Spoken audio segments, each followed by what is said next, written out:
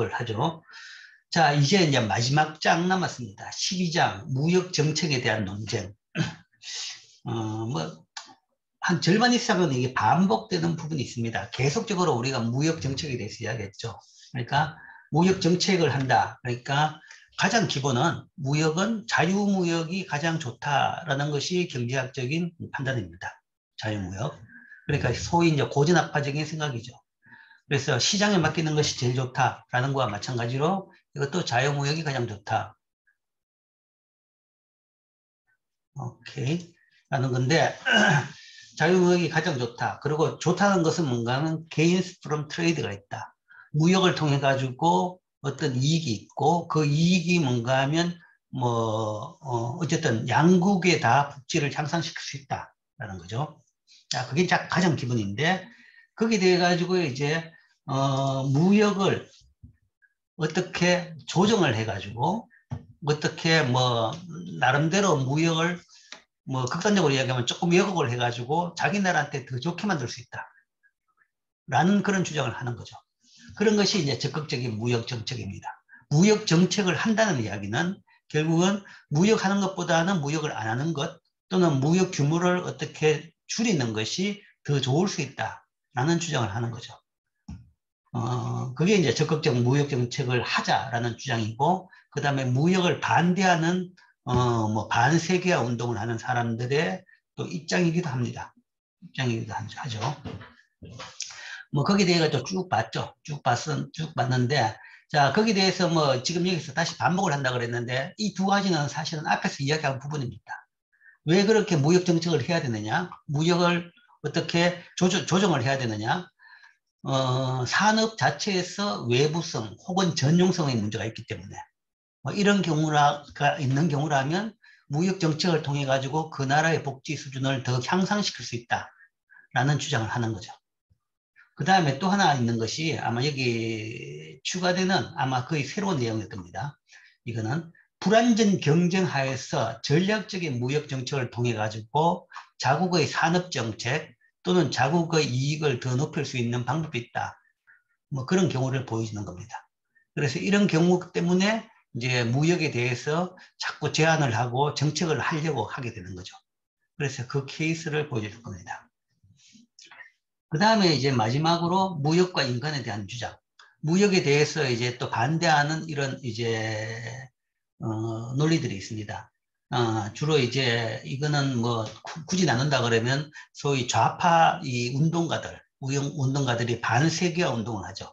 세계화가 우리나라 근로자들, 우리나라 사람들한테 피해를 준다라고 하면서 세계화라는 것은 소위 외국 물건이 들어와가지고 우리나라한테 피해를 준다. 그런 이야기를 하면서 이 무역이 외국 물건이 대부분 저임금 노동 착취를 통해가 만들어진 것이다. 그렇기 때문에 이런 물건을 수입해서 쓰는 것은 도덕적으로 바람직하지 않다라고 주장을 하기도 하고, 그 다음 두 번째, 무역을 통해 가지고 또 환경이 더 나빠지고 있다. 환경이 더 피폐해지고 있다. 그러니까 환경을 더 피폐해지게 만든 그런 과정을 통해 가지고 만들어진 물건들이 많이 수입되고 있다. 그러니까 저개발국에서 이제 에서부터 들어오는 수입품 같은 경우 보면 석탄 발전을 통해서 만들어진 것도 있고 아니면 환경 폐순을 통해서 만들어진 것도 있다라는 거죠. 그 다음에 무역과 문화. 무역을 통해 가지고 외래 문화가 우리나라에 들어옴으로써 우리나라 고유 문화의 이 고유 문화가 위기를 받고 있다. 피해를 보고 있다. 그렇기 때문에 무역을 막아야 된다라는 이런 주장을 하는 것들도 있습니다. 그래서 이런 주장에 대해서 알아보고 여기에 대해서 이제 반론 같은 걸 보겠습니다. 이거는 이제 이 부분은 다음 시간에 보고 오늘은 이 적극적 무역 정책에 대한 두 가지 주장에 대해서 주로 봅니다. 적극적인 무역 정책을 하자. 적극적 무역 정책이라는 것은 통상 보조금을 통해서 수출 산업을 적극적으로 지원하는 정부 정책입니다. 수입을 막거나 아니면 이제 수출을 더 장려시키는 정부 정책을 의미하죠. 적극적 무역 정책에 대한 정교한 주장은 수입 대체 산업화 및 자유무역에 대한 반대론 10장, 11장에서 사용한 가정을 그대로 이용해서 생각해 보면 됩니다. 즉 왜 이런 주장을 하냐 그러면 시장 실패가 발생한다라는 거죠. 시장 실패가 발생하는 경우에는 뭐 무역에 대한 이 정책 제한을 통해 가지고 이 시장 실패의 피해를 줄일 수 있다라는 거죠. 그 시장 실패 예는 예를 들어서 외부성 또는 전형성의 문제입니다. 이 외부성이라는 것은 우리가 외부 경제, 외부 불경제 뭐 그런 이야기를 이미 여러분들이 미시 시간에 배웠죠. 미시 시간, 원룸 미시 시간에. 그러니까 뭐 예를 들어서 교육은 대표적으로 외부 경제를 낳는 뭐 이 어떤 행동이다. 그래서 교육에 대해서 뭐 무상교육을 하고 투자를 많이 하는 거죠. 아니면 또 흔한 예로서 우리가 그런 걸 들죠. 과수원과 그 다음에 양봉업자. 그러니까 과수원을 크게 하면 그 옆에 있는 양봉업자가 뭔가 하면 의도하지 않게 이익을 보게 되는 거죠. 사실은 과수원이 그 과실나무가 많이 있어가지고 거기서 꽃이 피어가지고 그 꽃에서 꿀이 많이 나오는데 그 꿀은 과수원 하는 사람이 그 꿀을 챙기지를 못하고 오히려 양봉업자들이 꿀을 챙기는 거죠. 물론 그렇다고 해가지고 과수원업자가 손해보는 건 아닙니다. 일부 뺏기긴 하지만 그러나 양봉하는 사람이 옆에 있으면 벌들이 많이 와가지고 벌들이 잎마다 돌아다니면서 꽃마다 돌아다니면서 그 꿀을 채취하면서 소위 수분을 해주는 거죠. 수분을 해주는 것. 뭐 그런 과정에서 서로 사실은 양쪽이 서로 도움을 내는데 꿀의 소유권을 따져본다 그러면 사실은 과수원 가진 사람이 꿀의 소유권을 가지는 셈이죠. 뭐 그런 것들이 우리가 흔히 말하는 외우성입니다. 실제 행동에서 나오는 그 결과 비용일 수도 있고 이익일 수도 있고 그게 그 행동한 사람한테 바로 안 떨어지고 제3자한테 떨어지는 경우죠. 무역을 통해 어떤 산업이 그런 산업이 있다. 그러면 거기에 따라 가지고 예를 들어서 불경제가 발생하는 거라면 오히려 수출을 못하게 막아야 되는 것이고 그만큼 생산 못하게 막아야 되는 것이고 그 다음에 외부 경제가 발생한다 그러면 더 많이 수출해서 더 많이 생산해서 수출까지 할 수 있도록 그 산업을 도와야 된다라는 것이 이 외부성에 대한 논리입니다. 뭐 전용성에 대한 부분은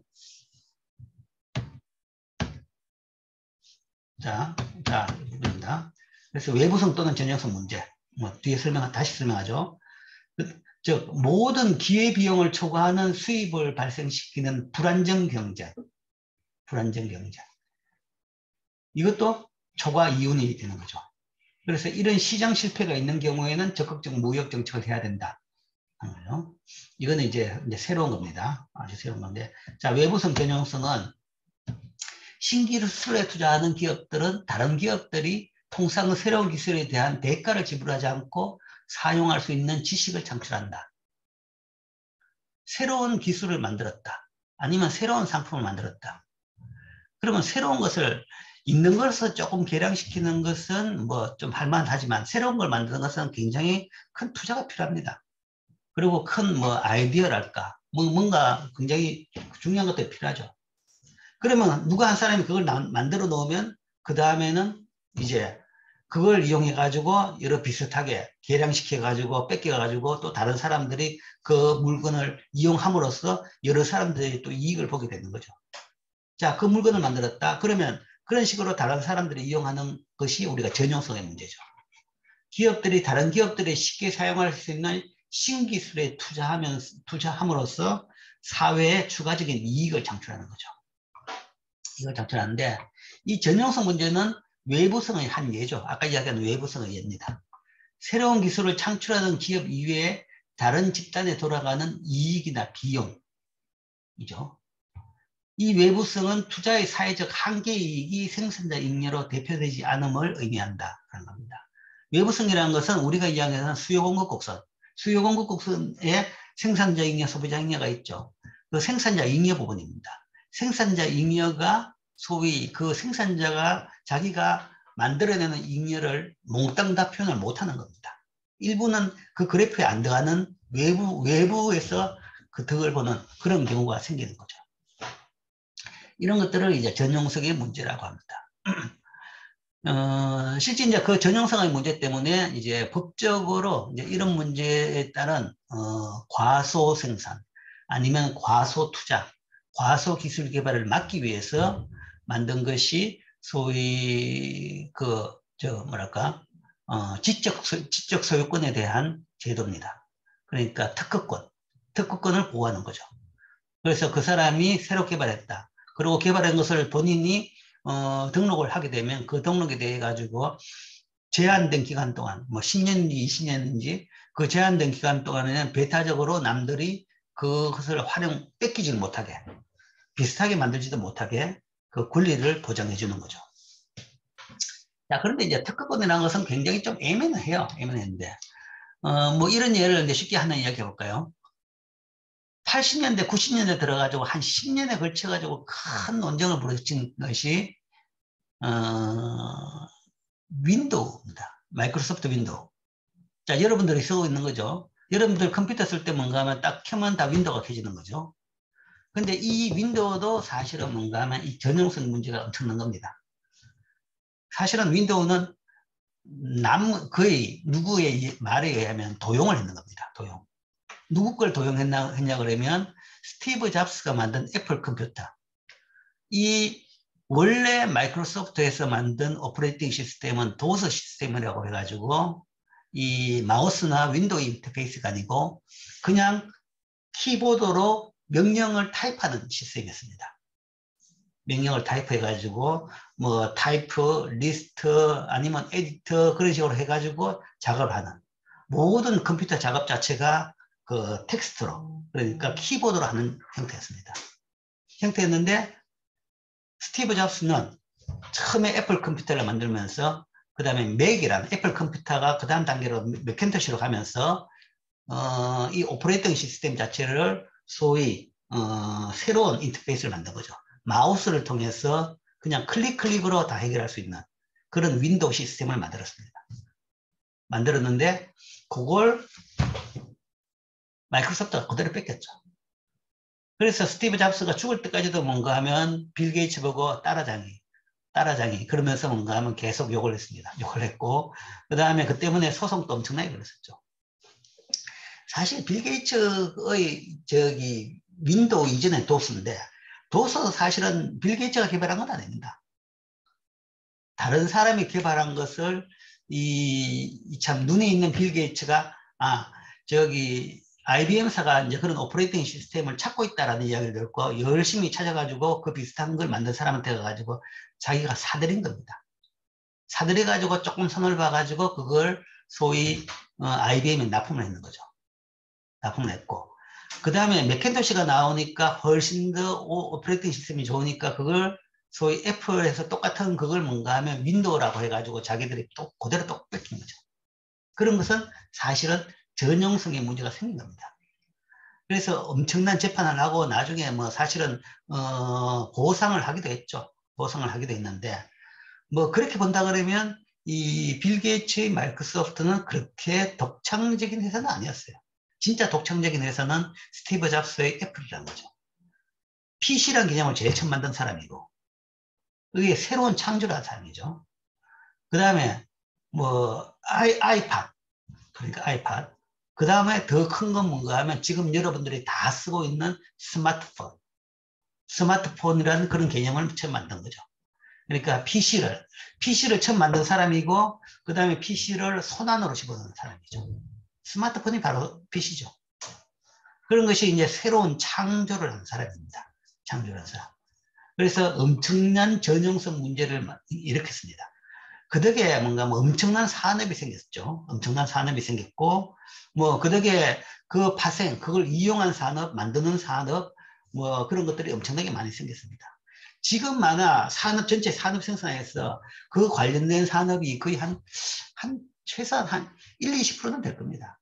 모든 부분에 그것이 활용이 되는 거죠. 유튜브도 그렇고 모든 인터넷 관련 부분도 다 거기서 발생됐다고 볼 수 있는 거죠. 그러니까 엄청난 외부성을 야기시킨 긍정적인 외부성을 만든 것이 스티브 잡스입니다. 그런데 이제 그만큼 돈을 벌었냐 그러면 사실은 그건 아니죠. 그러니까 그만큼 돈을 벌지는 않았죠. 그렇기 때문에 그래도 아는 사람들은 그만큼 더 존경을 하죠.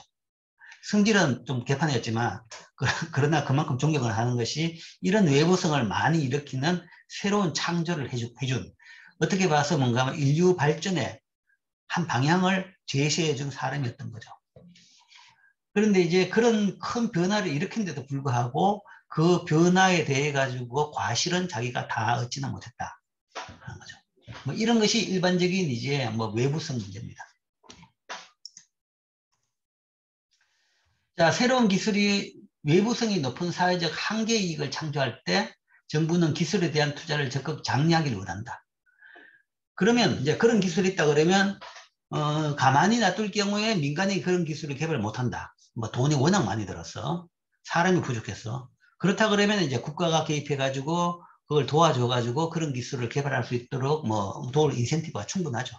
그래서 더 경제 발전을 하고 우리나라 산업을 더 발전시킬 수 있는 거죠. 그런 논리가 지금도 하고 있는 미국마저도 첨단 기술 산업에 보조금을 주고 있는 겁니다. 최근에 굉장히 이게 시끄럽죠. 시끄러워. 첨단. 그 중에서 뭔가 하면 특히 이제 칩, 반도체 산업에 대해서 엄청나게 미국에서 지금 투자를 하는 겁니다. 그러니까 무역정책, 뭐 굉장히 자유적인 무역정책을 하죠. 중국에 대해서는 수출 금지. 그 다음에 우리나라 기술이 들어간 것은 중국에 대해서 수출 금지를 하고, 그 다음에 우리나라 산업에 대해 가지고는 뭔가 하면 반도체 쪽으로 하는 기업에 대해 가지고는 국가에서 돈을 지원해주고, 그 다음에 외국 기업들마저도 그 미국의 그래도 우호적인 기업들은 가능한 한 미국에 와가지고 공장을 지어서 물건을 만들도록 그렇게 뭐 종용을 하죠. 종용인지 강요인지 그건 모르겠습니다만 경기가 희박하죠. 그래서 뭐 삼성전자도 미국에서 공장을 만들죠. 만들고 그 다음에 TSMC 같은 경우에도 미국에다 공장을 만들겠다. 뭐 그러고 있는 겁니다. 이게 소위 기술의 외부성. 기술의 외부성. 순전히 이제 경제학적 외부성도 있지만 이제 뭐 또 다른 부분도 있었죠. 정치적인 아니면 국가 간에 뭔가 하면 힘 다툼 뭐 그런 거하고 그 연루돼 가지고 이제 이런 정책을 강하게 밀어붙이고 있는 겁니다. 근데 이제 그 정책의 경제학적 논리를 따져본다 그러면 그것은 기술의 외부성 때문에 그렇다는 거죠. 자, 정부가 첨단 기술 산업을 보조할 것인가? 이게 과연 이 판단이 맞냐라는 거죠. 이 판단이 맞냐? 과연 그럼 어떤 산업을 보호해야 될 것이냐? 그 기준이 뭐냐? 라고 이야기하면, 자, 보호를 하는 것이 맞냐라는 걸 판단하기 위해서 보호할 수 있는 논리적인 그 적정한 논리가 되느냐? 그래서 적정한 논리에 대해서 이미 설명했습니다. 외부성과 그 다음에 뭐 기술의 외부성이죠, 그죠? 기술의 외부성이 있기 때문에 좀 보호를 하면 자라만 보호 비용보다 우리나라 전체에 더 많은 덕을 볼 수 있다. 뭐 그게 이제 보호할 수 있는 이론적인 겁니다. 자, 그건 이론적인 거고, 그러면 그 이론을 실현시킬 수 있는 능력이 있냐? 이것도 딴 문제입니다. 그게 이거죠. 실현시킬 수 있는 능력이 있느냐? 올바른 활동을 보조하는 정부의 능력입니다. 지금 이야기하는 이론에 맞는 산업을 식별해낼 수 있는 능력이 있느냐? 첨단 기술 회사들에 의한 많은 활동이 지식을 창출하는 것과 관련이 없다는 거죠. 그러니까 그런 산업을 아니면 그런 기업을 식별해낼 수가 있느냐?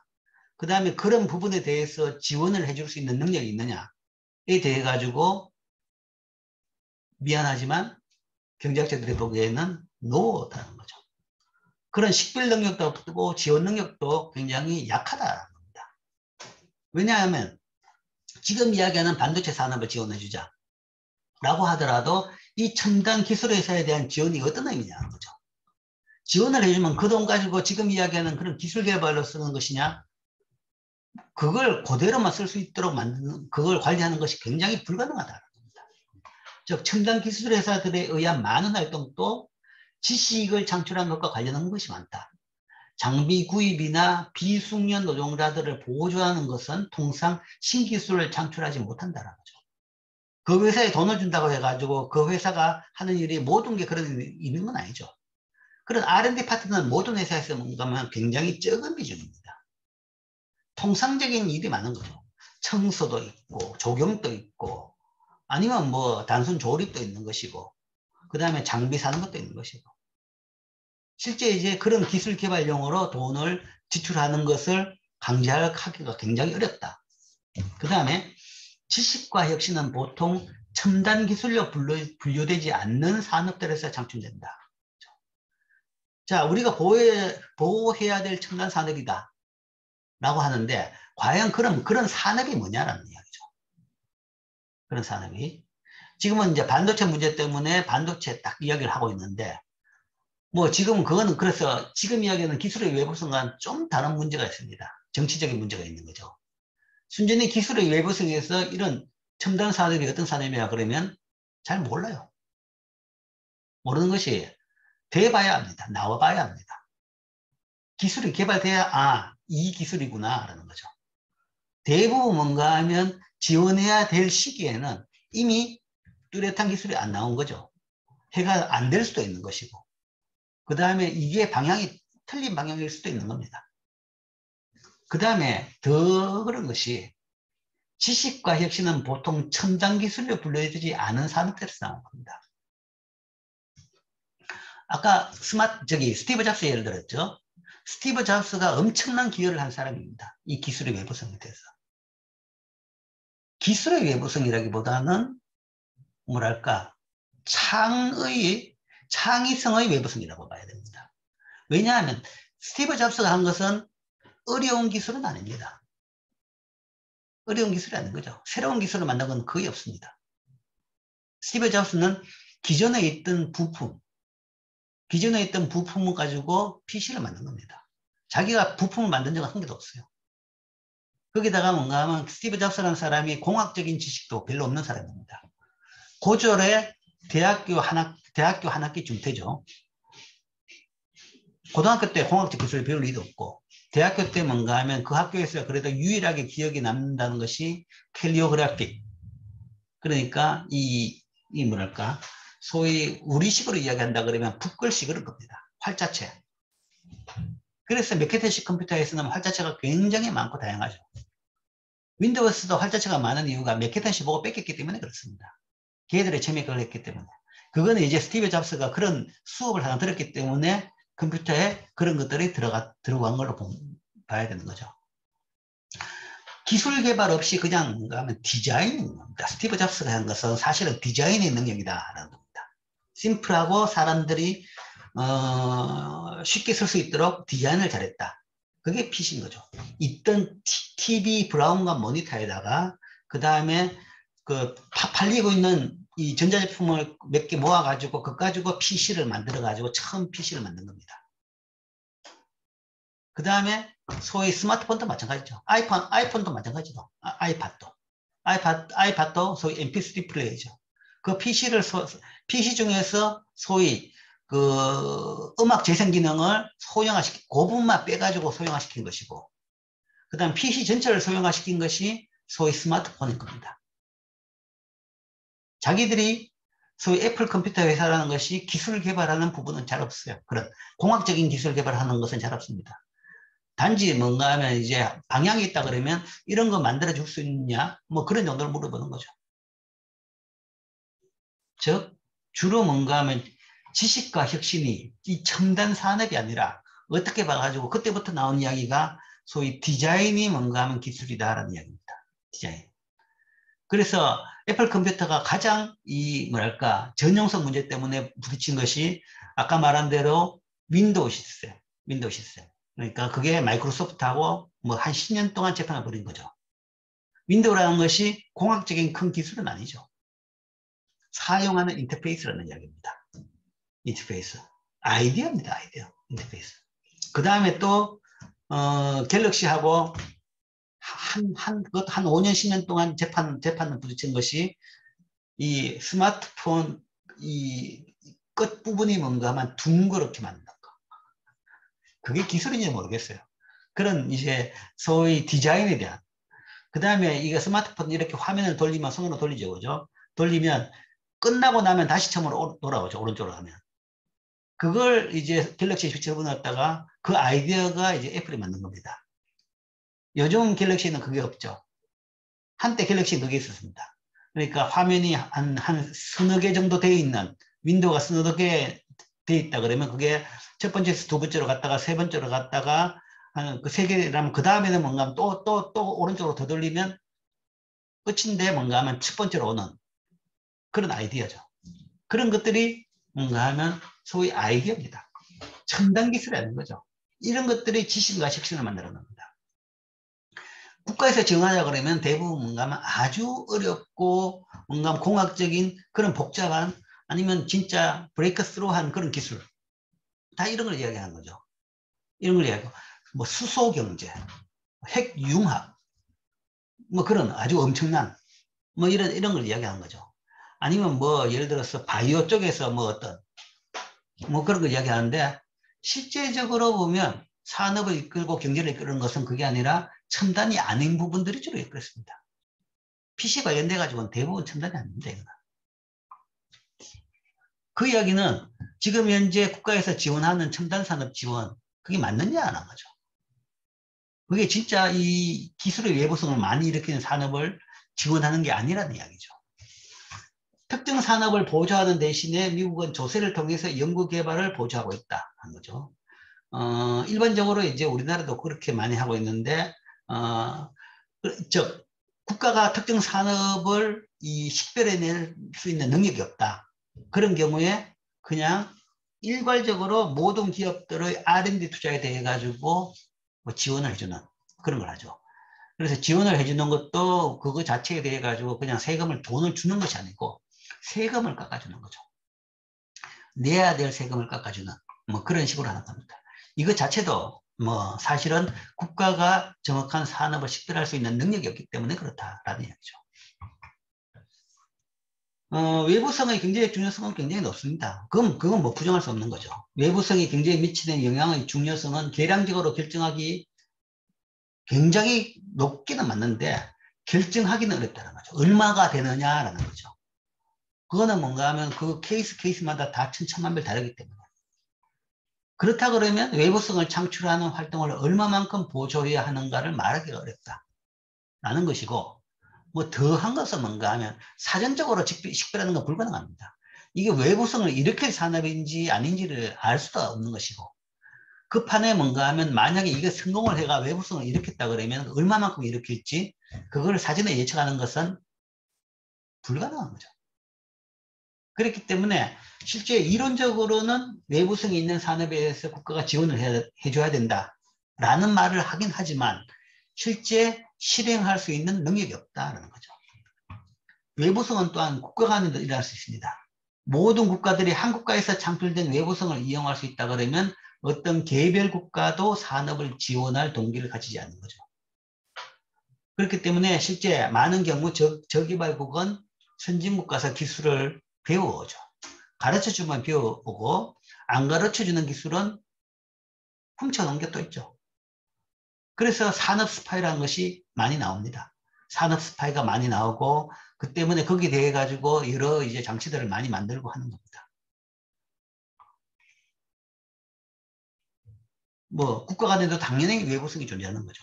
그렇기 때문에 국가 간에도 이걸 막기 위해 가지고 이 외부성의 유출을 막기 위해 가지고 전쟁을 벌이고 있는 겁니다. 첩보전을 벌이고 있는 거죠. 자, 일부는 미국이 첨단 기술 산업을 발전시키고 외국 경쟁자와 경쟁하는 것을 돕기 위한 정책을 계속 해야 된다라고 주장합니다. 지금도 그러고 있죠, 미국에서. 근데 이게 지금 최근에 나온 이야기가 아니라 이 1980년대부터 계속 이야기하는 겁니다. 80년대 일본이 반도체 메모리 시장에서 주도적인 지위를 차지함에 따라서 소위 반도체 메모리, 지금 쓰는 PC에 쓰는 D램 이야기입니다.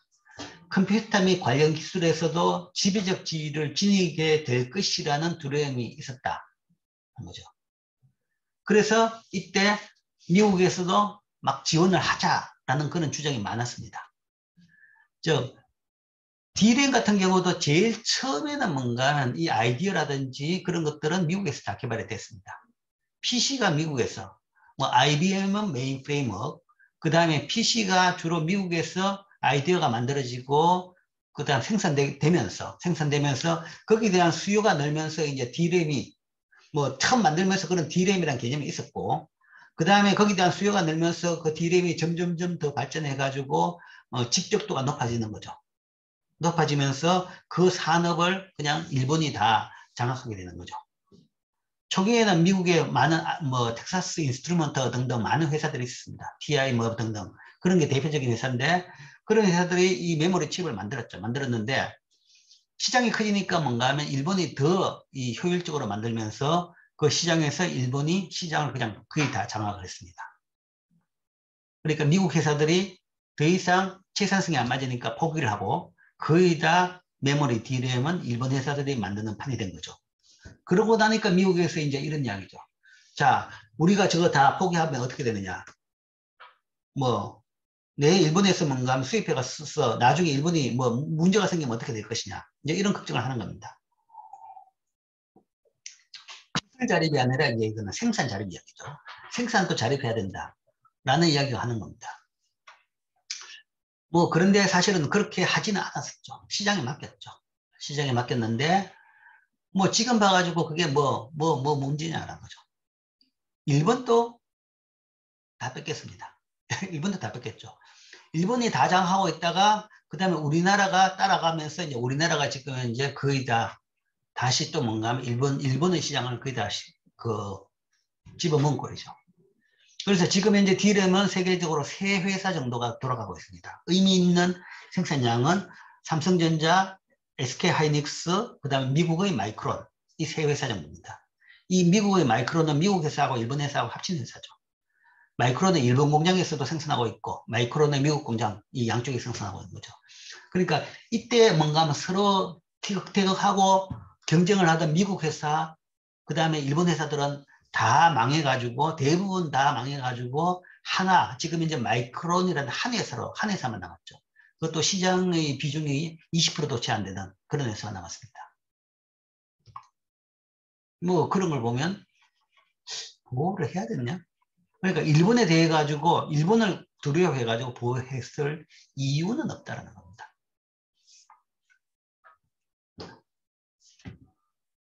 최근에 미국이 IT 산업에서 고용 감소와 무역 적자가 토로되면서 다시 공포감이 조성되고 있습니다. 그렇기 때문에 다시 이 IT 산업을 보호해야 된다. 그죠? 자, 이제 2가지 논리가 있는데 이 교재 논리부터 먼저 이야기합시다. 일반적으로 여기 대해 가지고 이야기하는 것은 IT 산업의 고용 감소, 그 다음에 IT 산업에서 발생하는 무역 적자가 커지고 있다.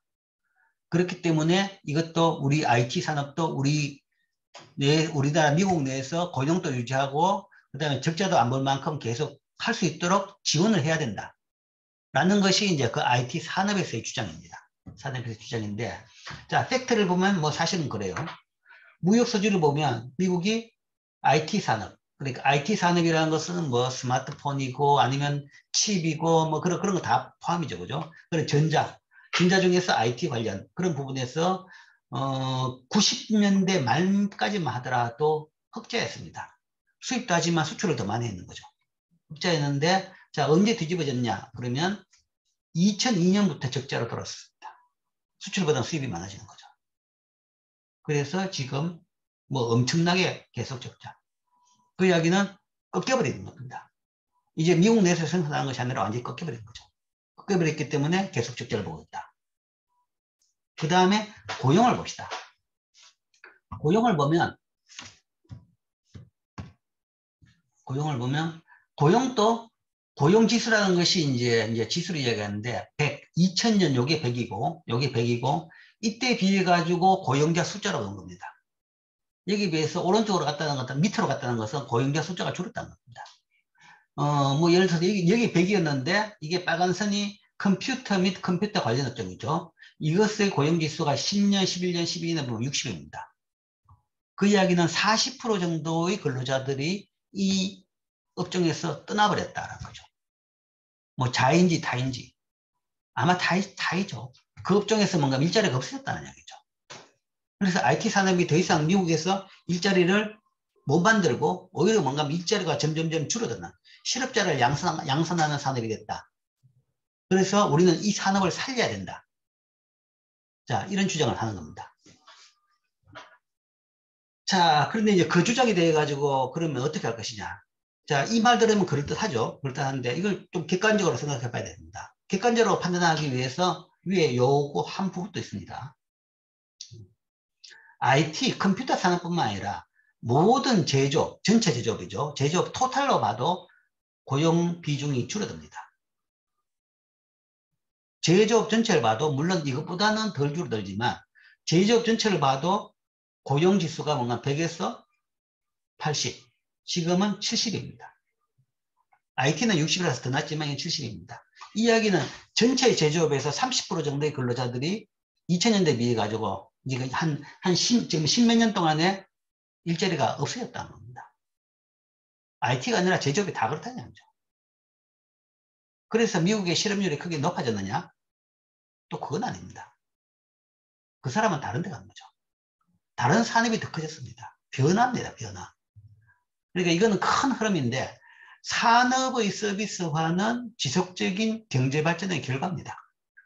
결과 그래야 되는 겁니다. 선진국이 될수록 점점점 서비스 산업의 비중은 커집니다. 그리고 제조업 산업의 비중을 주는 거죠. 줄고 그 다음에 각 제조업 산업은 이 노동 생산성은 점점 더 높아지는 거죠. 물론 IT 산업이 계속 뭔가 하면 경쟁력을 가지고 더 근로자를 많이 고용해주면 더 좋긴 하겠죠. 좋긴 하겠는데 순전히 이런 추세를 보였다고 해가지고 IT 산업을 지원해야 되는 논리적 근거로 추정하기에는 좀 미약하다라는 거죠. 이거는 전반적인 기술 발전 때문에 발전 덕에 발생한 것이다 라는 것이고, 그래서 뭔가 하면 이런 구조조정 때문에 뭐 산업 구조의 변화 때문에 전체적으로 실업률이 크게 올랐다. 그러면 이 산업뿐만 아니라 전체 산업에 대한 고용 뭐 확대 정책을 해야 되는 것이지 그 중에서 유독 IT 산업만 해야 될 근거도 별로 없는 겁니다. 별로 없는 것이고, 그 다음에 자, 이 앞에 그림. 이것도 이제 반박을 하려면 여러 개 있는데, 자, 이 앞에 그림에 대해 가지고 반박할 수 있는 제일 첫 번째는 그겁니다.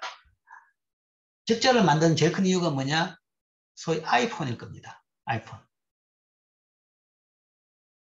이 정보통신기기 중에서 뭔가 하면 제일 비중을 많이 차지하는 것은 스마트폰과 그 다음에 뭐 예를 들어서 뭔가 하면 이 전화 교환기, 그런 무선 통신망에 다는 교환기 뭐 그런 겁니다. 그러니까 무선 통신 관련돼 가지고 이게 제일 많습니다. 많은데, 자, 아이폰이 모든 아이폰은 다 미국으로 봐가지고는 수입품입니다. 중국에서 수입했죠. 그러니까 아이폰은 미국 회사, 애플 회사가 만드는 전화인데 애플 회사가 기술 개발해서 오더에 따라서 만드는데 만드는 공장은 대만 사람이 소유한 중국의 공장, 그러니까 박스콘이라는 회사에서 만들죠. 그게 미국으로 수입되는 겁니다. 수입되기 때문에 이런 무역지표에서는 모든 아이폰은 수입으로 잡힙니다. 그런데 그럼 그 아이폰이 중국 거냐? 그건 아니죠. 미국 회사가 만들고 미국 겁니다. 그리고 그 생산에 따른 이익도 미국 애플 회사가 거의 다 먹습니다. 그래서 아이폰 같은 경우에는 애플의 거의 순이익 비율은 매출에 비해 가지고 한 40% 정도 됩니다. 엄청나죠? 우리나라 현대자동차 같은 경우에는 매출액 대비 순이익률이 5%가 채 안 됩니다. 3% 정도. 우리나라의 조립산업은 대부분 뭔가 3% 정도. 뭐 왔다 갔다. 겨우 플러스 될것 같은 정도. 뭐 한 해 나쁘면 뭔가 마이너스 되기도 합니다. 그 이야기는 매출보다 비용이 더 많다는 이야기죠. 그런데 아이폰 같은 경우에는 소위 매출 대비 순이익률이 뭔가 하면 거의 40% 정도 되는 사실은 뭔가 하면 그건 진짜 사실은 폭리를 누리는 꼴이죠. 폭리를. 생산 비용에 비해 가지고 엄청나게 폭리를 누리고 있는데 그래도 그 비싼 돈 주고 사겠다는데 그 가지고 폭리라고 욕을 하는 사람 별로 없이 열심히 잘 사는 거죠. 아이폰에 충성하는 사람들이. 그 때문에 생긴 적자냐는 거죠.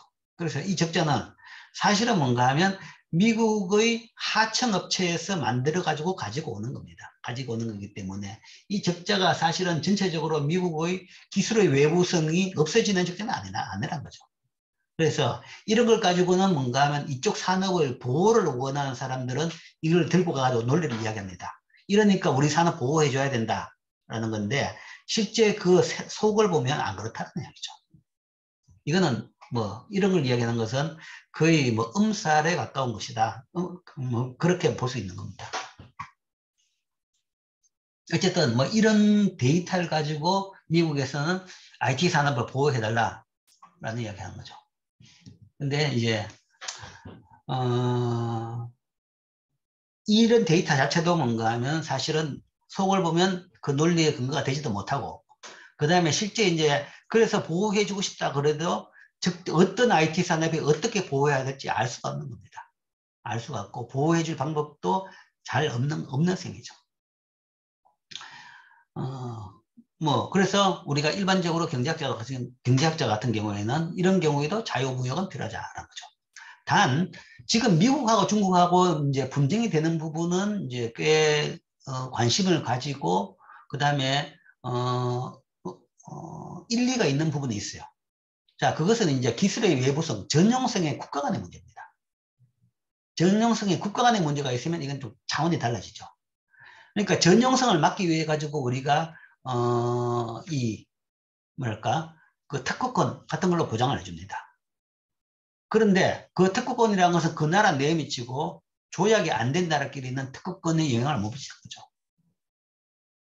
그래서 다른 나라가 특허가 있는 기술을 가지고 또 다른 나라에서 만들어 가지고 그 물건을 다른 나라에 팔아서 돈을 번다. 이제 그건 문제가 되는 거죠. 이제 그런 문제. 그런 이제 기술 간의 뭔가 하면 국가 간의 싸움 문제는 조금 다른 경우죠. 다른 경우라서 이제 문제가 됩니다. 문제가 되는데, 일반적인 서로 양국 간의 페어 플레이를 한다 그러면 그때는 무역을 막을 이유는 이런 논리는 이론적으로는 그렇다 하지만 실제적으로 이 이론을 따를 수 있는 그런 식으로 지원해 줄 방법도 없고 능력도 없다라는 것이 이제 일반적인 우리 생각입니다. 즉 산업정책 이야기하죠. 산업정책은 후지국에는 맞아요. 개도국에서는 산업정책 해야 됩니다. 왜냐하면 개도국에서는 뭔가 선진국의 길을 따라가는 겁니다. 따라가기 때문에 딱 방향이 딱 보입니다. 그러면 그 방향을 열심히 계산해가지고 우리한테 제일 빨리 갈 수 있는 최적 경로를 찾아가지고 그쪽으로 갈 수 있도록 산업이 발전할 수 있도록 지원을 하고 계획을 하고 푸시를 하는 거죠. 그러면 빨리 발전할 수 있는 겁니다. 그래서 개도국에게는 산업정책을 하는 게 맞아요. 맞고 잘해야 됩니다. 그래서 똑똑한 사람이 잘하면 빠른 성장을 할 수 있는데 선진국에서는 산업정책이 필요 없어요. 안 됩니다. 왜냐하면 미래를 모르는 겁니다. 기술이 어디로 갈지 알 수가 없는 겁니다. 그걸 알았다 그러면 그 자리에 누가 있겠습니까? 자기가 먼저 그 기술을 개발했죠. 그러니까 모르니까 뭔가 하면 괜히 투자를 했다가는 돈만 날리고 그 다음에 산업을 왜곡시키는 일들이 많이 있는 거죠. 지금도 사실은 그게 굉장히 이제 보기에 그런 게 걱정이 되는 게 지금 세계적으로 이야기하는 수소 산업, 그게 대표적으로 엉터리입니다. 대표적으로 이제 3첩으로 가는 거죠. 수소 산업이라는 것이 뭐 이제 수소 생태계에 있는 사람들이 계속 이제 불을 떼고는 있는데 그냥 이건 신기루입니다. 신기루인 것이. 수소 관련돼 가지고 뭘 만들면 제일 뭐 그러면 최종적으로 수소를 어떻게 만드냐 이 이야기입니다. 뭐 대통령 뭐 어떤 토론회에서도 그 이야기 나왔죠. 수소를 어떻게 만듭니까? 그걸 내가 어떻게 알아요? 그냥 수소 산업 하라 그러면 하는 거지. 그게 웃기는 꼴이죠. 그 이야기는 수소를 어떻게 만드냐? 수소를 친환경적으로 만들 방법이 없습니다. 지금 수소는 대부분 천연가스 계질법으로 만든 겁니다. 부생수소라고 해가지고 석유화학에서 일부 나오고 있고 그거는 지금 수소 자동차 한 20만 대? 20만 대 정도만 쓰면 뭐 다 없어질 정도밖에 안 나옵니다. 그러면 추가적으로 수소를 만들려고 그러면 호주에서는 갈탄을 떼가 만듭니다. 소위 석탄을 떼가 수소를 만들죠. 아니면 이제 세계적으로 가장 많이 쓰는 것이 천연가스를 가지고 떼가지고 계질법으로 만듭니다. 이게 친환경적이냐는 거죠. 다 엄청난 CO2를 발생시키는 겁니다. 그리고 그럴 바야 뭔가 하면 천연가스 발전을 그대로 하는 것이 더 에너지 효율이 높습니다. 천연가스 가지고 수소를 만들었다가 그 수소 가지고 뭔가 하면 발전이라든지 아니면 엔진에 쓴다 그러면 그거는 효율이 확 떨어집니다. 그러니까 지금 현재 만들어가 쓰고 있는 수소 발전이라는 것은 다 뭔가 하면 너무나 황당한 수소가 만약에 뭔가 하면 아주 싼 가격으로 만들어진다 그러면 그때 미래사회, SF에 나오는 미래사회에 실용할 수 있는 그런 기술을 개발하고 있는 거죠. 그러니까 유일하게 수소가 싸게 만들 수 있는 방법은 지금 하고 있는 핵융합, 소위 태양과 비슷한 핵융합 발전을 지금 시도는 하고 있죠. 우리나라에서 K스타라는 게 있고, 그다음 유럽 전체로 뭔가 하면 이 유로스타 계획으로 해가지고 지금 만들고 있습니다. 우리나라도 크게 가지고. 그 발전 시설이 뭔가 하면 테스트 발전 시설인데, 전 세계적으로 돈을 제일 많이 들어가 만들고 있는데, 이게 될지 안 될지 몰라요. 그렇게 오랫동안 그걸 만들고 있다는 것은 쉽게 만들기 어렵다는 이야기겠죠. 그게 성공을 하고 그 다음에 그게 뭔가 하면 적은 비용으로 만들 수 있는 핵융합 기술이 실용화되면 그때는 가능할 겁니다. 빨라도 뭔가 하면 50년 내에는 힘들다는 이야기죠. 이런 것들이 뭔가 하면 기술이 뭔가 하면 업계마다 그 기술을 하는 분야에서는 자기 기술이 최고다라고 이야기합니다. 그래서 우리 기술에 더 지원을 해달라. 결국은 로비가 되고 정치 싸움이 되는 거죠. 그러면 그게 헛돈이 나가는 것이고 그 다음에 잘 몰라가지고 귀중한 인력이 뭔가 하면 더 소중한 데보다는 이런데 안 되는 쪽으로 인력이 몰리게 되는 거죠. 그런 문제가 생기는 겁니다. 그래서 선진국에서는 산업 기술에 대한 정책 아니면 뭐 산업에 대한 정책이라는 것이 어떤 산업에 대한 이 보호 아니면 산업에 대한 발전 정책이라는 것이 하기가 굉장히 어렵다는 겁니다. 경제학적으로 이야기할 때는 기초산업에는 국가에서 지원을 해주라. 기초산업.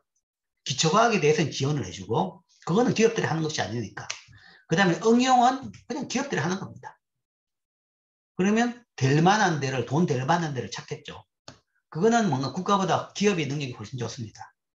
그렇게 해야 되는 거지 기업 전체가 생태계를 만드는 것은 굉장히 어렵다라고 할 수 있죠. 자, 이게 이제 전용의 문제, 외부성, 전용성 때문에 산업보호를 해야 된다라는 이슈고, 그 다음 두 번째 이슈가 이제 좀 새롭고 재밌습니다. 불안정 경쟁과 전략적 무역 정책.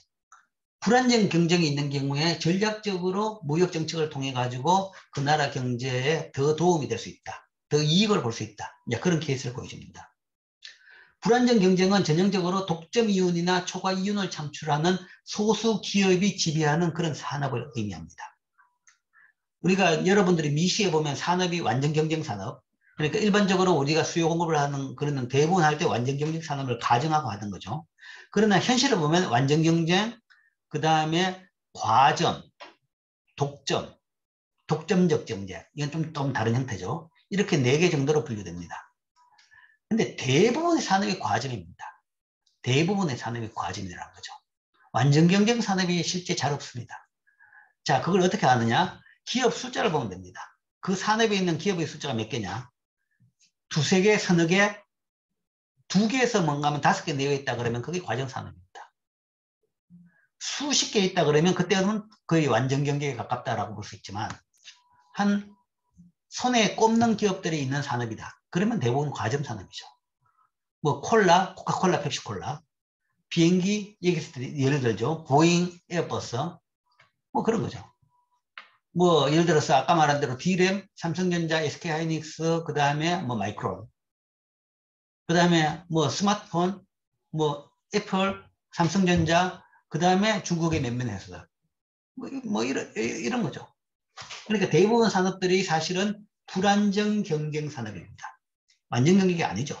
완전 경쟁이 아니고. 독점이라 그러면 한 회사만 있는 독점이라 그러면 그때는 국가가 바로 개입해가지고 그거는 좌우를 해야 됩니다. 국가가 개입해서 가격이 얼마고 생산량이 얼마고 개입을 하는 거죠.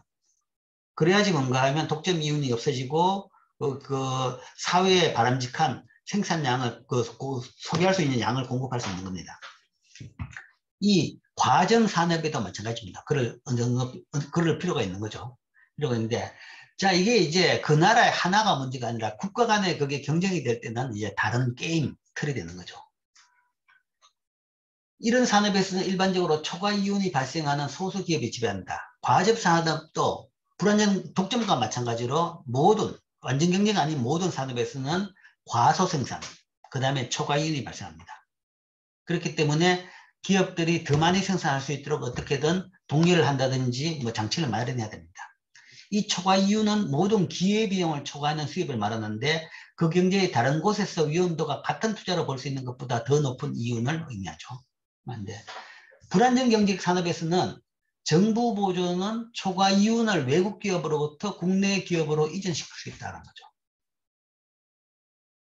그래서 과점인데 세계적으로 과점이다라는 거죠. 두 회사가 있는 겁니다. 두 회사가 있는데 그렇다 그러면 이 경우에는 뭐 특히 두 회사는 우리가 복점이라고 이야기하지만 이 경우에 뭔가 하면 우리나라 회사가 뭔가 하면 이 모든 초과이윤을 다 먹도록 만든다는 거죠. 국가 간의 싸움이 있을 때는 초과이윤을 우리가 더 많이 갖는 게 좋은 거죠. 국내에서만 있을 때 초과이윤 가지면 그거는 이제 세금으로 그대로라 뭐 그런 이야기겠지만 국가 간의 둘이 경쟁일 때는 그 이윤이 그래도 우리나라에 떨어지는 게 더 좋다라는 것이 일반적인 민족주의적 생각인 거죠. 그래서 이런 경우에 뭔가 하면 이 무역 정책을 통해 가지고 초과이윤을 우리가 독식을 하자. 이런 케이스입니다. 자, 제일 대표적으로 드는 케이스고 현실적인 예입니다. 이 브랜드 스펜서 분석인데 두 기업, 현재 항공사는 두 회사가 지금 이제 전 세계 시장을 장악하고 있습니다. 보잉과 에어버스. 물론 이제 소형, 중소형 같은 경우에는 브라질 회사도 있고, 그 다음에 중국에서도 지금 이제 열심히 지금 하고는 있습니다만은, 어쨌든 대형 비행기는 압도적으로 거의 다 이 두 회사입니다. 보잉, 에어버스. 그래서 외국 여행을 갈 때 타는 비행기들이 대부분 이 두 회사 비행기 중에 하나죠. 두 기업은 국제시장에서 경쟁하고 있지만 국적은 다릅니다. 보잉은 미국 회사고 에어버스는 유럽 회사입니다. 유럽의 한 나라 회사가 아니라 유럽의 영국, 프랑스, 독일 등등 여러 나라가 사실은 비행기를 만들고 있었어요. 만들고 있었는데 이게 소위 규모의 경제가 안 되는 거죠. 비행기 산업이라는 것은 대형 산업이기 때문에 규모의 경제가 안 되니까 결국은 안 되니까 합쳤습니다. 그래서 하나의 회사를 합친 거죠. 그게 하나의 유럽의 모든 항공사들이 하나, 그러니까 비행기 회사들이 하나로 합친 것이 에어버스 회사입니다. 두 기업 모두 비행기를 생산하지만 자신들의 의사결정에 따라서 경제적 이윤이 달라집니다. 그래서 각 기업은 이윤 수준에 따라서 생산 여부를 결정하는데 자, 이 경우를 예를 이렇게 한번 들어봅시다. 게임 틀입니다. 소위 여기서 이제 프레지던스 딜레마가 나옵니다. 프레지던스 딜레마하고 뭐 좀 다른 경우죠, 이거는. 뭐 그 비슷한 케이스인데 자, 이 경우를 보면 사실은 프레지던스 딜레마가 안 나옵니다. 이 솔루션은 도미넌트 스트래티지가 안 나온 경우입니다. 우월적 전략이 안 나오는 경우인데 자, 한번 봅시다. 에어버스, 유럽 회사가 어떤 결정을 해야 되느냐? 미국이 보잉이 생산하고 있을 때 자기들이 생산하면 둘 다 생산하면 마이너스 5다. 그 이야기는 이 항공산업은 한 회사, 두 회사도 뭔가 하면 규모 경제가 안 된다는 이야기죠. 두 회사가 만들어내면 그것도 생산량이 많아가지고 둘 다 적자를 본다. 대신에 뭔가 하면 보잉이 생산 안 하고 에어버스만 생산한다 그러면 이익이 100이다. 뭐 100억이다. 뭐 100조다 모르겠습니다. 어쨌든 100이다. 그러면 자기만 만들면 그 이익을 많이 보겠죠. 독점 이익까지 보는 겁니다. 소위 아까 불안정 경제가 이익을 보는 거죠. 보는 건데 둘만 만들어도 둘이 경쟁만 해도 뭔가 하면 서로 공급이 많아가지고 적자를 보는 겁니다. 그래서 생산할 때는 생산하면 적자, 보잉이 생산 안 할 때는 이렇다. 뭐 반대로 보잉이 생산할 때 에어버스가 생산하면 마이너스 오고 생산 안 하면 안 하니까 적자도 흑자도 없죠. 그러니까 0입니다. 0인데 보잉이 생산할 때 에어버스가 생산하면 이만큼 흑자를 보는데 물론 생산 안 하면 아무것도 안 하니까 0이죠.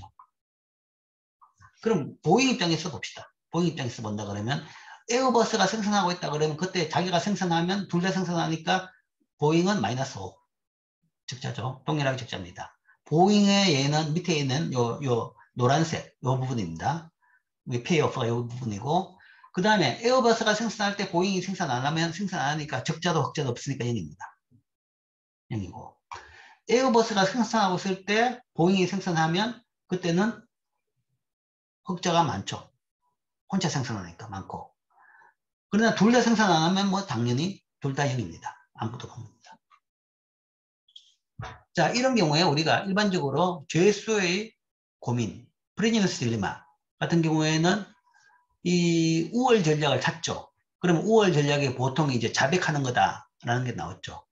그 이야기는 상대방이 어떤 전략을 취하든지 간에 내한테 좋은 전략을 찾아내는 겁니다. 그런데 여기서는 그 케이스가 안 나는 거죠. 상대방이 이걸 하든, 그러니까 나는 이거야 좋냐, 이거 좋냐. 생산할 때는 생산 안 하는 게 좋고, 생산 안 할 때는 생산하는 게 좋습니다. 그러니까 우월 전략이 없는 겁니다. 이 경우는 우월 전략이 없죠. 반대로 보잉 입장에서도 에어버스가 생산할 때는 생산 안 하는 것이 좋고, 그러니까 생산 안 하는 게 마이너스 5보다는 0이 덜 손해보는 거죠. 생산 안 하는 것이 좋고, 그 다음에 에어버스가 생산할 때는, 생산 안 할 때는 보잉은 생산하는 것이 0보다 100이 더 많죠. 이게 좋은 겁니다. 그러니까 상대 전략에 따라서 이때는 이게 좋고, 이때는 이게 좋다. 내한테 우월 전략이 없는 겁니다. 그때마다 이 솔루션이 안 나온 거죠. 그래서 이런 경우에는 솔루션이 안 나온 케이스입니다. 우월 전략이 없고, 소위 해가 없는 경우죠. 자, 이런데 여기서 이제 이런 경우를 봅시다. 결과에 대한 예측은 어떤 회사가 먼저 투자하고 생산하는가에 달려있는 겁니다. 자, 누가 이익을 볼 것이냐? 누가 먼저 시작을 했느냐라는 겁니다. 보잉이 먼저 생산하고 있었다. 그러면 에어버스는 이윤이 없어 생산할 동기가 없을 겁니다. 보잉이 먼저 생산하고 있다 그러면 에어버스는 뛰어들어가 생산하면 마이너스 5를 보는 거죠. 마이너스 5를 볼 바야 0이 낫죠. 적재를 안 먹는 게 낫죠.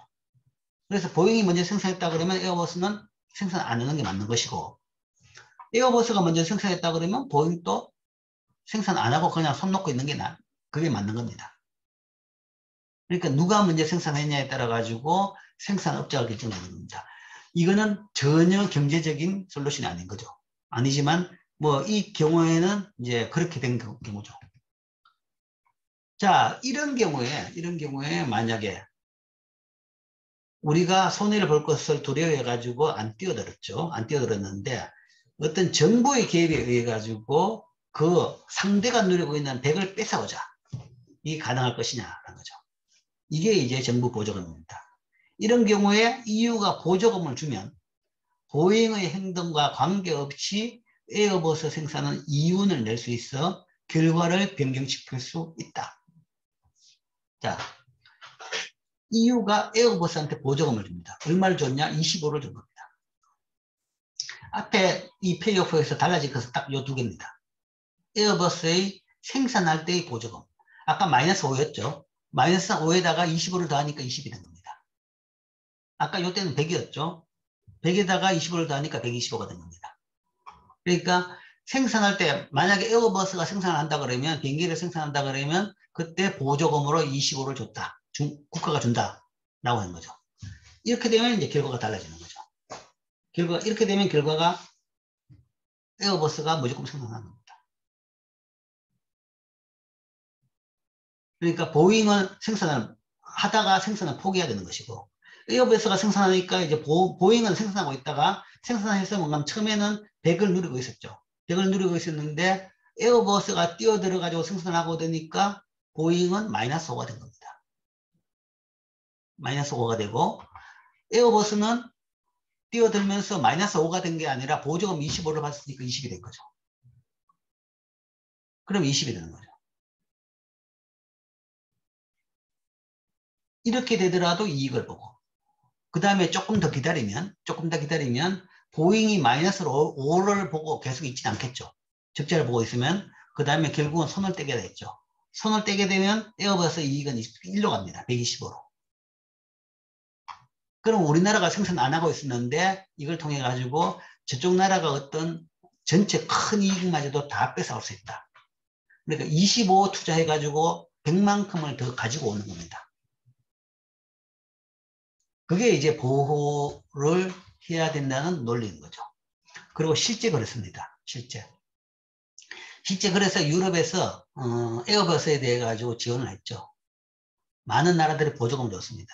이 두 산업은 우리가 무역론에서 뭔가 하면 자유무역이 맞다, 이 논쟁이 안 통하는 산업입니다. 양쪽에서 뭔가 하면 엄청난 로비가 이루어지는 산업이고, 그 결과 뭔가 하면 서로 전쟁입니다. 그래서 뭐 보조금 줬다고 WTO에 제소하고 그런 것도 없어요, 서로. 유럽은 뭔가 하면 그러면 우리는 보잉 비행기는 절대 안 사. 뭐 그러면서 뭔가 하면 에어버스. 그러니까 유럽에서는 에어버스가 비행기 만들면 우리 유럽 항공사는 에어버스 비행기를 무조건 산다. 이렇게 나온 겁니다. 이래서 이제 이런 식으로 해서 에어버스한테 보조금을 준 거죠. 그래서 현재 뭐 어떻게 봐가지고는 비효율적인 생산이 이루어지고 있는 겁니다. 이렇게. 만약에 여기서 말한 페이오프가 맞다 그러면 그 숫자로 봐가지고는 비효율적이라는 이야기죠. 그러니까 지금 현재 여기서 둘 다 생산하고 있는 거죠. 둘 다 생산하고 있는데 뭐 보잉이라고 가만히 있겠어요? 미국도 나름대로 이런 식으로 보조금을 주는 거죠. 그래 마이너스 5는 안 되도록 해주는 거죠. 어쨌든 이런 식으로 된 거죠. 만일 보잉이 EU가 에어버스에 보조금을 줄 것이라고 예상하면 보잉은 그 산업에 진입한 것을 단념할 것이다. 뭐 실제 이제 그 케이스 그대로라 그러면 아까 말한 대로 에어버스 보조금이 나오고 그리고 에어버스가 생산하면 보잉이 100이익을 보던 보잉이 마이너스 5로 주는 겁니다. 주기 때문에 25의 보조금은 에어버스한테 125의 이윤을 준다. 마이너스 5가 된다 그러면 결국은 보잉은 생산을 중단하게 되겠죠. 그렇게 되면 이익이 20이 아니라 125까지 늘어나게 되죠. 에어버스는.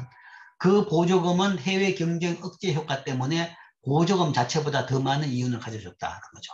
보조금은 25 줬는데 실제 100까지 더 들고 와가지고 125만큼 우리나라에 우리 지역에 돈이 떨어진다. 뭐 그러니까 우리가 그런 정책을 한다. 하는 거죠. 이게 서로 우리한테 이익되는 정책이다는 셈이죠. 자, 이런 자국 기업한테 생산의 전략적 우위를 부여해주는 정부 정책을 전략적 무역 정책이라고 합니다. 실제 뭐 세계적으로 이런 것들이 공공연하게 있습니다. 비행기 산업이 대표적이고. 자, 그런데 이제 지금 이 케이스가 그렇게 깨끗하게 뭔가 왕창 이익을 같이 다 남 이익을 우리가 다 뺏지는 못합니다. 이제 여러 가지 문제가 있는데 현실에서도 이렇게 지저분하게 여러 가지 계속적인 분쟁이 있고 싸움이 있으면서 다툼이 있으면서 이런 문제들이 있습니다. 자, 이 전략적인 무역 정책의 문제점은 실제적 용도는 이용 가능한 것보다 훨씬 많은 기업들에 대한 정보를 필요로 한다. 그죠? 앞서 단순한 예는 숫자가 조금만 달라져도 그 예측 결과가 매우 달라집니다.